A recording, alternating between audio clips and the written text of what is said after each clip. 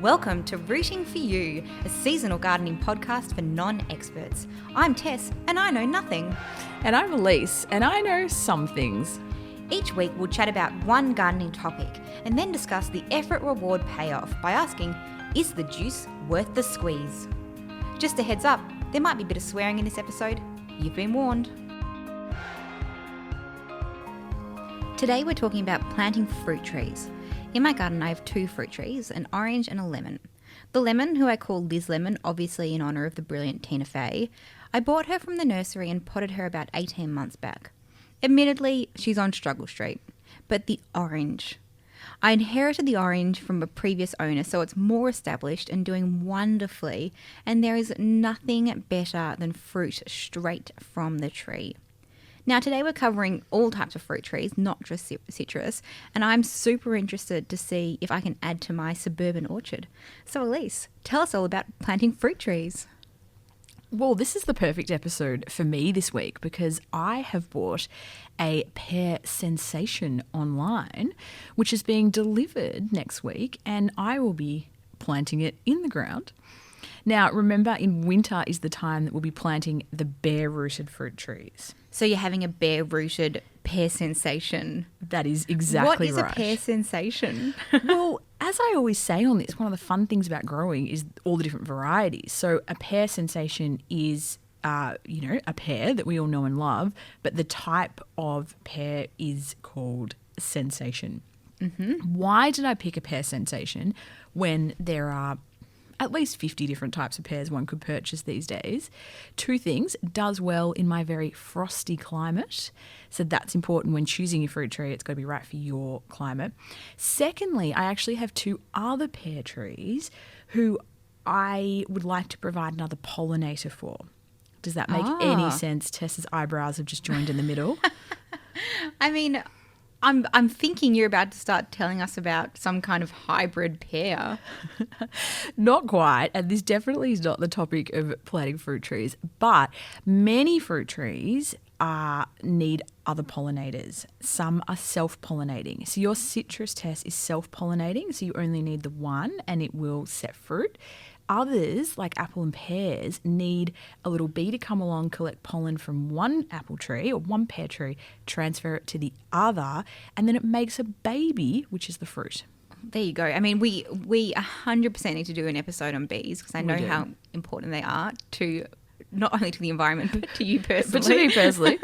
So can any fruit or flower pollinate a pear tree, or does it need to be a pear tree pollinating a pear tree?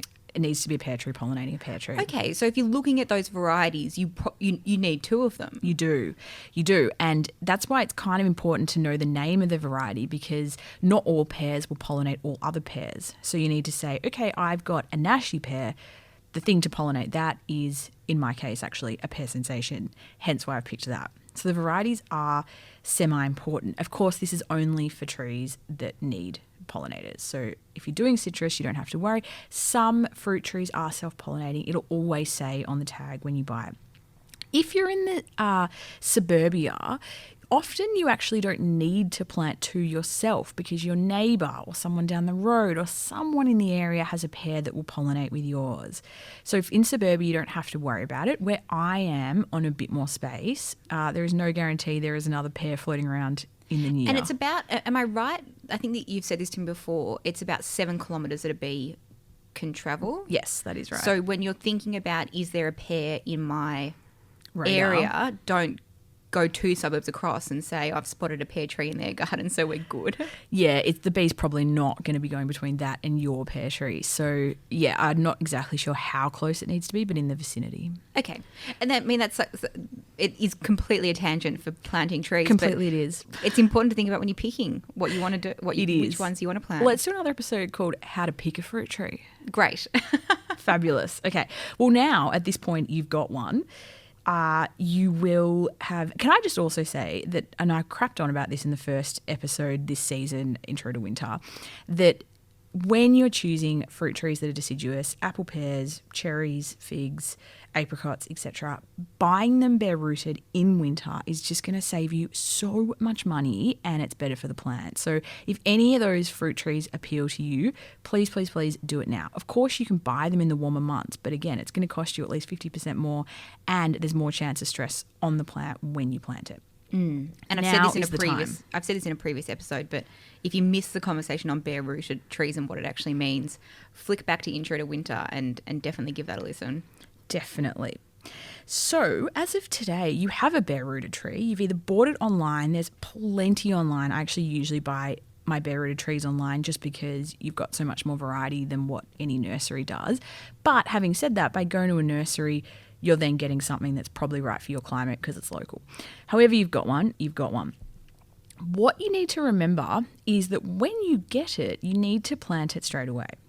So those roots are just out in the open for, air and everything else, and which is fine. That's why we're buying them bare rooted, but we have to keep them moist. Mm-hmm. And I think they say to keep it moist, you need to put it in a bag of damp sawdust.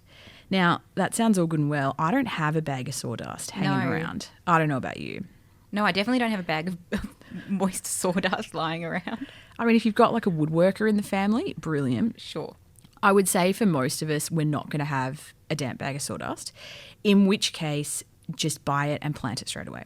Okay. Don't stuff around. Good to know for, go out in the morning on a day that you have free for planting. It'll be interesting this week when it gets delivered to my office at work. I then will need to hightail it to the garden and get that thing in the ground. I mean, look, within 24 hours, you'll be fine. But yeah, don't go out and buy it one weekend thinking that you're going to leave it sitting at home till the next weekend when you plant it. Sure. Then you've got to think about where you're going to plant it. Now, again, we could do a whole episode on this, but I will stress most fruit trees need full sun to give you fruit. So don't plant a fruit tree in the shade if you want it to be productive. Also remember, they will get quite big. So, don't plant them somewhere really close to lots of other things. It's not going to thrive. And the last thing is, remember when it does get big, it's actually going to often create shade onto other parts of your garden. So if you planted it right next to your veggie beds, when it's little, that's going to be fine. But when it's big, it might actually shade the whole veggie bed, and then you've kind of killed another space in your garden. So think a bit strategically about when this tree is big, is it going to create shade? Well, it is, but if that's on a fence, brilliant. If that's on a worm farm, brilliant. If that's on a veggie patch, maybe not. And full sun year round or full sun just in the warmer months? Very good question. Only in the warmer months. Okay. Because in this episode in particular, focusing on bare-rooted fruit trees, they're not having any leaves, don't need any action in winter. However, if it's citrus we're talking about, I probably would want to put it somewhere that had winter sun as well, because that is an evergreen and, as you know, still has all its leaves right now in the middle of winter. So you're out in the garden, you've got your bare-rooted fruit tree. The first thing to do is to soak the roots in a big bucket of water. We want to moisten them, hydrate them before we plant them. You want to do this for about an hour or so. I don't want anyone sticking their bare-rooted fruit tree in and then coming back 48 hours later. About an hour, a little bit less, a little bit more, whatever. Just taking a step back to help us visualise, and I know that we're talking about all different kinds of fruit trees, but how big is the bare-rooted plant normally?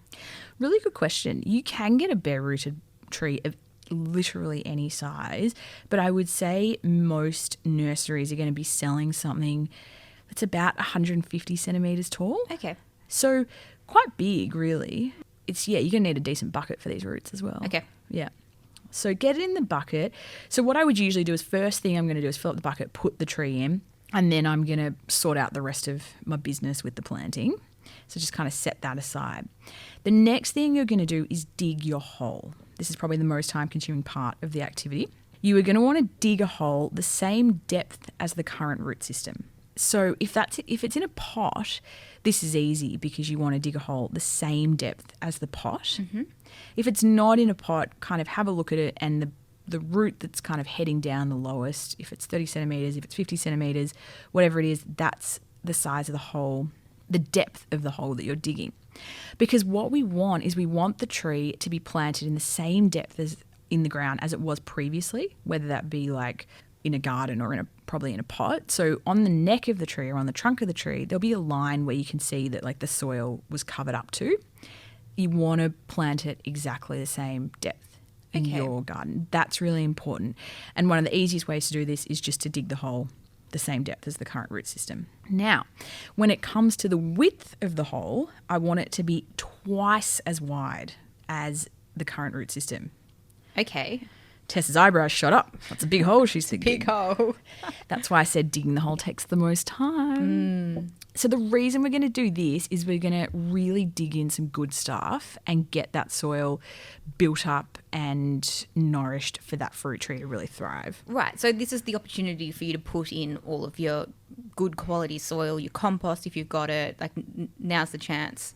You are spot on, lady. Now is the chance. So what we're actually going to do with all this soil that we've dug out of the hole, we're going to get a bucket, put the soil that we've dug out, and we're going to add in compost, well-rotted manure, fertilizer, any kind of enrichments that you've got, can get your hands on, stir that through, mix it up like a cake. So we want to really enrich that soil.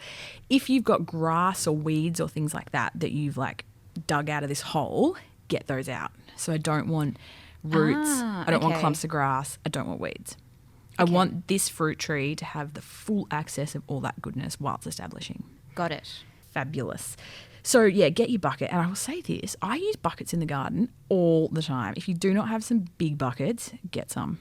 And you can get them pretty cheap from like the hardware store. Yeah. We've got like a big blue one that's, I mean, you use it for everything. Literally everything. Who would have thought they're so handy? Yeah, get yourself a bucket. So, and yeah, break up, if you've got like quite dense, heavy clay soil, like really break that up. Like it's like you're sifting flour at this point. I want to loosen that soil. You've dug your hole. Now you're going to fill it with water. Can I say that by the time you finish digging your hole, dare I say your roots have been sitting in the pot of water or the bucket of water for about an hour? It sounds like a big job. I think depending on your muscles and your tools, yeah. And also the soil. Like if you're digging into some super hard soil, that's going to be harder. Although in winter, the soil is usually quite moist, so it's actually the best time to be digging. A bit more damp. Although, frankly, I hate digging holes. Like it's never fun. Like especially, one this size. So then we've got the hole. What we're going to do now is we're going to fill it up with water. We want to do this to really moisten that soil and make sure that our fruit tree is not going to have any risk of kind of drying out. But the second reason we're doing this is I want you to kind of test the drainage. So if you dig your big hole, fill it with water, and then like half an hour later it's still full of water, we have a problem. Okay. Most people aren't going to have this problem, but if you have really dense clay soil, you will, or you may. If you have that problem, you need to get some gypsum, which you can get from any nursery store. What's gypsum? I don't even know. What does it look like? It looks like sand. Okay. Yeah, it's like a bag of sand. Right. Called gypsum. Read on the back like how much of it you use. I don't know off the top of my head. Sprinkle that in the bottom of the hole and then kind of like get your spade and kind of shove it in there. It's considered like a clay breaker. I don't know how it does it. Interesting. Yeah. So if you've got the non-drainage problem, get the gypsum in there. Most people aren't going to have that problem. So you just still want to fill it up with water, really hydrate the soil deep down, and then we can crack on with the next step.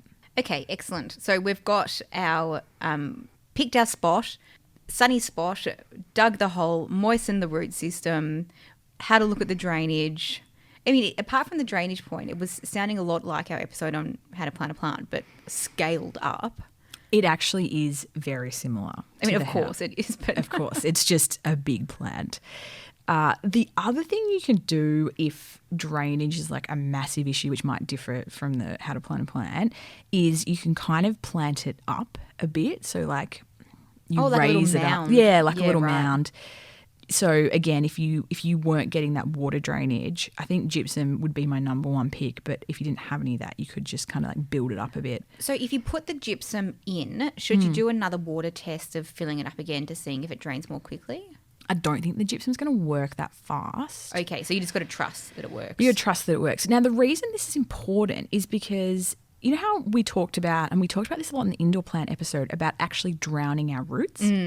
So what if you put water in that hole and it isn't draining, what's going to happen next winter or even this winter is when it rains, your soil is going to hold the water and it's not going to drain, and you're actually going to suffocate your roots and you're going to have root rot. So it's the same issue we had with indoor plants we could have with fruit trees. That gypsum should work over time to break up that clay and encourage that drainage. Great. Now we put our tree in. So with this, we want to put it in and we want to lovingly lay out the roots.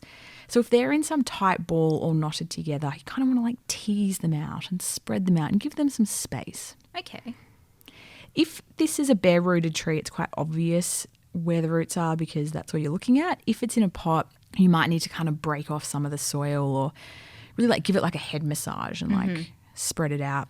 Because what happens is plants, the roots can actually get tangled up in each other and actually kind of choke each other. So we want to really spread it out to encourage that tree to spread out its roots, take up more space, access more nutrients, that kind of thing. If we did come across, so if it's in a pot that we pull out and we came across a knot of roots that we couldn't untangle, leave it or chop off that section of roots? I think give it as good of a crack as you can, and if you have to lose a few roots to spread it out, do. Okay, but really important to have them spread out. Yeah. Okay. Yeah. Yeah, and especially, we've seen it in seedlings even when you pull something out of a pot and it's that root bound spider web almost of all roots. You can get the same with fruit trees. So yeah, it's really important that we encourage those roots to go outwards and not continue in that kind of pot bound formation. So once it's sitting there, it's a good two-person job this, but can be done with one. Once you got it in position, you're holding it in position, then you get your bucket filled with your beautifully enriched soil and you're just going to pack it back in, fill it up. Hold the tree in position because the soil's kind of going to fall underneath it and around it to kind of hold it in that position. And if you kind of let it go, it's probably not going to sit where you want it to sit while you're filling it up. Yeah, this 100% sounds like a two-person job. Yeah, preferably. Phone a friend on this one. Yeah, if possible. Look, I have done it before, but it is much easier with a mate. So recommend there. So just fill the soil back up. If you've got a bit extra, kind of spread it around because it's going to have all those nutrients. I'd say usually you'll have exactly the right amount that you took out. Obviously, you've added in some goodness, but then you've also taken out some clumps of grass and weeds and roots and different things. So it kind of all evens out.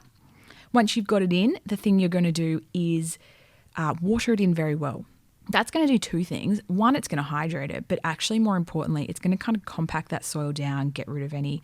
The air bubbles. The air bubbles, exactly. So exactly the same discussion we had in planting a plant on the small scale. It's the same thing we're doing here. And that's going to keep the tree nicely in position as well. So it's as simple as that, actually. Fantastic. Ongoing, should we... does it differ between different kinds of fruit trees, how much water they need, or do fruit trees all need a lot of water? Yeah, to get fruit, all of them are going to need a lot of water. If you want a big juicy piece of fruit, you're going to have to keep the hydration up. Throughout winter while it's dormant, you're probably never going to need to water it. Once spring comes and it starts warming up, you are going to need to water it. And for the first couple of years, this is going to be super important. And that's because the roots are still quite shallow. They're not huge and deep. So we have to keep the water up. But as the fruit tree gets older and the roots get bigger, they can go deeper to access moisture, different things like that. So once you see a massive fruit tree, it'll often continue fruiting even though it's not being watered. But for at least the first couple of years, keep it up. I would say that's going to be a minimum once a week in warm weather. Mm-hmm. Really hot weather, definitely more.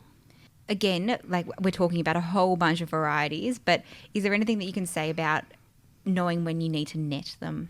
If you're netting them, that means you've got fruit on them. So well done for starters. How long does it take to get fruit? It depends on how big the tree was to start and what type it is. Some of them will fruit quite early, some of them won't. I would say you're probably not going to get fruit the first year, but you will get some fruit the second year, and then by the third year you should be getting heaps. Okay. Yeah. When to net it, my policy would be, providing nothing's eating it, don't worry about netting it. So wait to see if the birds are interested. Wait to see. If they're interested, then get a net on it fast. Okay. That'll be my rule there. The other thing people often do with fruit trees, I used to and I don't anymore, but a lot of people still mention it, is staking them. So that's when you kind of put a stake next to it and tie it up to secure it. I am now of the opinion that the tree will sort itself out and let it put its roots in and secure itself down. Having said that, if for whatever reason you think it needs a stake, I want you to put the stake in the ground now when you plant the tree, because then you know exactly where the roots are for that tree and you can put a stake in without damaging those roots. Once that tree is bigger and those roots start growing out, you don't know where they are. And if you're going to get a stake and hammer it in, you're going to probably hammer it straight through some roots. So we don't want to damage those roots. So I imagine that some reasons why you might want to put a stake in is if it's in like quite an exposed or windy area, if we're worried about...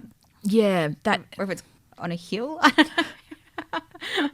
I feel like everyone says stake them, and I used to stake them because, again, that's what everyone said to do. And then a gardening teacher of mine, Justin, he was like, you're like handicapping the tree, like make it work for its, like you're not encouraging it to... Yeah, let it do what it does naturally. Yeah, and frankly, I've staked heaps of them and then some winds come and they're on weird angles now. So I don't even know. And so we were talking about, you mentioned at the top, apples, pears, cherries, figs. Any other ones that we can? I mean, we should have started with this, but any other ones that we're thinking of right now? Anything that doesn't have leaves on it. Okay. So anything in a nursery doesn't have leaves. That's probably going to be your common ones that you've just listed. Citrus, again, is something that people love to plant, love to grow. Excellent. You're just going to do the same thing, but you can do it in spring, not winter. Ah. And if you want to do this in a pot, you absolutely can. You can grow a lot of varieties of fruit trees in pots. The tag on the plant will say suitable for pots. Not everything is suitable for a pot. Okay, great. You're going to do exactly the same instructions that we've discussed, but you're going to do the whole thing with a good quality potting mix. Obviously not the soil that you've dug out. Give it the best potting mix. Don't put in some old sandy crap that you've got down the side of the house. This whole tree's nutrients, this whole tree's growth, all that fruit is going to come from the nutrients in this soil. So save yourself the effort and kind of like give it a really good head start. And when choosing a pot, I want it to be at least twice as deep and twice as wide as the tree you're putting in. As the root system? Yeah. Yes, the okay. root system. Yeah, not the actual tree. Not the actual tree. That would be huge.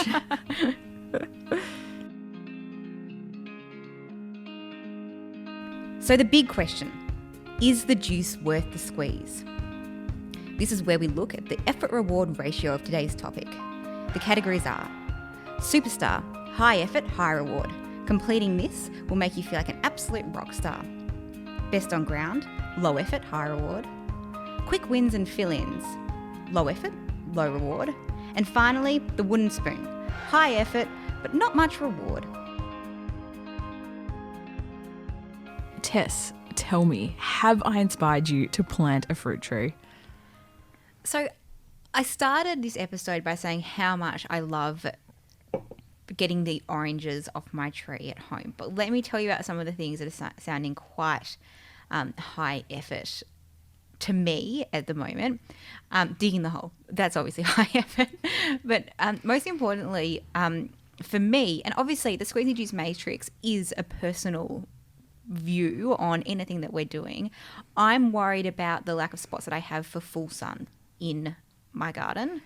I'm also worried about that in your garden. Yeah, so I don't want to rush into this because it's obviously quite a lot of work for not to be able to get anything in the end because it just is not the right environment for it in my place. I think in your place, yeah, you're running out of spots because you've already got such a brilliant garden. Potentially something in the front yard could work or something. A pot in the front yard I think is the only way it could work is what I'm thinking. Yeah, or a pot on your deck because that gets very good sun and that could be quite pretty. You know my feelings about planting in pots though. It does make life harder, so you'd really want to be committed to the cause. I think if you're really new to gardening, planting a fruit tree would not be the thing that I would recommend. I would recommend sticking with the veggies. Let's talk about what are a more sturdier. So if you're going to try your hand at a fruit tree, where do you think going first as a beginner would be a good something to test? A fig. A fig. I was thinking a fig. Figs are delicious as well. Fig trees are monsters in the sense that they're super hardy. They grow very fast and they're prolific producers. They are a very easy tree to manage. And think about how much money you'll save not buying figs. I know. And also they taste so much better than like the tasteless. Store-bought. Yeah, exactly. The only thing I'll mention about figs is they're actually so monstrous in how they grow that you've got to be careful you don't plant them around pipes because they can actually, the roots are so strong they can bust a pipe. So one way to get around this is plant them in a pot because then the roots are contained and they will fruit in a pot. Like obviously you're going to get a lot less than what you would if you let it go to a whole tree. But yeah, just consider where you're planting it. And what you can do is you can actually you can bury like metal next to the pipe or something just to like stop the roots going across like a barrier. Yeah. I mean, that's pretty hardcore. And like, I don't think I wouldn't even know where the pipes were in my house. I wouldn't really know where the pipes were either, but everyone just says that about fig trees. So, and I did have one planted undercover in my chicken enclosure and I had to cut the tree down because I just could not stop it busting through the roof. Like it just kept going. So yeah, I mean, they're very easy and you get fruit very fast. And you don't need two of them to pollinate them because they are pollinated by a tiny little wasp. Oh, there you go. That does the job for you. They're not pollinated by bees and they don't need pollinators. So one fig tree in your garden will be wonderful. They do have quite a short fruiting or harvesting period, don't they? Which is something to think about when you're... Yes. Most deciduous trees, from my experience, have quite a short fruiting period. Okay. So like my apple trees, they give me a shitload of apples, but they kind of do all ripen at the same time. Mm-hmm. So what a lot of people do is they'll have a couple of different types of trees to kind of extend the harvest. And they do store well, but nonetheless, it's not... You know, like your lemon tree or your orange tree, for example, might have like a longer season. The deciduous ones, they're all there and then they're not there. When you're storing them, are you just storing them as whole fruits or are you stewing some? And At the start, definitely storing them as whole fruits in the fridge for probably up to a month. And then after that, if they're still hanging around, then they're going to get dehydrated into apple chips. They're going to get frozen into, stewed fruit or something like that, turned into an apple paste, pear paste, plum paste. Options are endless. If you got that much fruit that you're turning it into pastes, high five. Where's planting fruit trees sit on the squeezy juice matrix for you? Ooh, this might be the first time that I'm going into the lower matrix. I mean, definitely not wooden spoon, but and it's not a quick win. I think you're going to say it's a superstar. It's high effort, high reward. Otherwise, you're going to tell me it's a wooden spoon of high effort, low reward. Okay, it's a superstar. It's a superstar. I think the reason I am a little bit low I have heaps of fruit trees. I love them. But the thing is, you're not going to get a decent crop for a few years. So you've really got to put in effort now and then, kind of ride out the wave. Although, okay, here we go. I'm putting a different spin on it. Sure, you're going to put in some effort now and not get fruit for a couple of years. But then in a couple of years, you're going to do sweet FA and get heaps of fruit. So, I mean, at that point, it's looking best on ground. Gosh, it is. I mean, you could just argue both ways. It's a personal preference. But I think also how much space you have is going to play into it. Like if you've got a lot of space like I do, it's a no-brainer to put in fruit trees. In somewhere like your garden, I think having a couple of citrus makes total sense. But having heaps of deciduous fruit trees, it's not going to happen. And that's okay. That's okay. Yeah. Rooting For You is hosted by Alyce and Tess. You can find us on Instagram @rootingforyoupod or email rootingforyou@alycealexandra.com.